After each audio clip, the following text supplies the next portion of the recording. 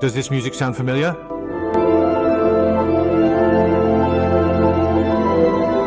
This is the theme song from Interstellar, created by Christopher Nolan, who also directed Inception, Tenet, The Dark Knight Trilogy, and Memento. Some jokingly say that if he lives long enough, he will dominate the top 250 global films. This is said because his achievements are truly extraordinary. Nolan has only directed 11 films, but 6 of them have entered the global top 250, placing him second alongside 75-year-old Spielberg. The first is the master Hayao Miyazaki with 8 films. The third is Ang Lee and Wong Kar-wai, each with 5 films. This means that in this ranking, which has millions of ratings, Nolan surpasses many masters like Ang Lee, Wong Kar-wai, David Fincher, Quentin Tarantino, and James Cameron. However, Nolan's works have been easily overshadowed by many masters in various award competitions. So how did Nolan earn the title of God of Film among all film fans? Nolan was born on July 30th, 1970, in London, England. Since he was a child, he had an extraordinary interest in film. He started handling his father's camera at the age of 7, was able to shoot vlogs independently by 10, and could produce complete short films by 15. He fully utilized his talent from a young age and was always the model child in others' eyes. His talent continued into college. Although Nolan majored in literature, he spent every day in the audiovisual club, focusing on shooting short films with his roommates, neglecting his studies, which frustrated his parents. Perhaps this is similar to what he later said while studying at Princeton University. You should do what truly excites you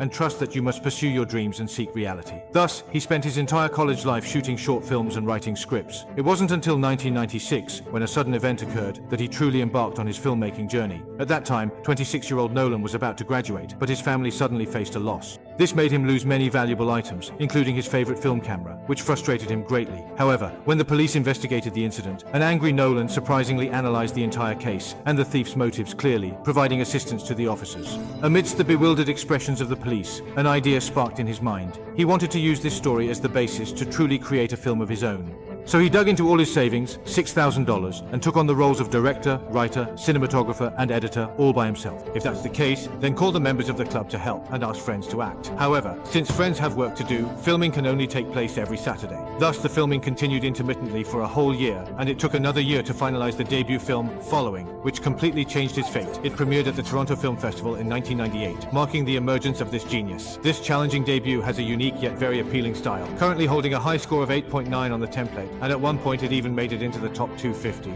Although he has been pushed aside in recent years, it is enough to make people understand how stunning and talented Nolan is. This film also established his very unique personal style, insisting on practical shooting and refining the non-linear narrative structure that always challenges the brain, a characteristic that will frequently appear in his later works. Soon, the year 2000 arrived, and the 30-year-old Nolan began to create Memento, which made everyone fully recognize this genius. There are 3 noteworthy things about this film. First, the script is adapted from his brother Jonathan Nolan's novel, and it was also the first time Jonathan participated in writing a Nolan film. The partnership with his closest brother officially began to take shape, and he would gradually help his brother reach the pinnacle of the world. Second, Nolan's unprecedented non-linear narrative structure. This genius filming technique instantly made him well known among top directors. Third, the film received nominations for the Oscars for Best Original Screenplay and Best Editing, as well as a series of awards including the Saturn Awards, marking one of the closest times Nolan was associated with awards. Perhaps even though more and more films are being released around him, it is strangely the case that he is getting further away from awards. Acquiring good films cannot be judged solely by awards, right? Soon, the year 2003 arrived, and the Batman series, created in collaboration with Warner Brothers, officially began to enter the global market. Nolan started a career of both fame and fortune at just 33 years old, only 3 years after he began directing, and the surprises and explosive impact this genius brought to the world were far from over.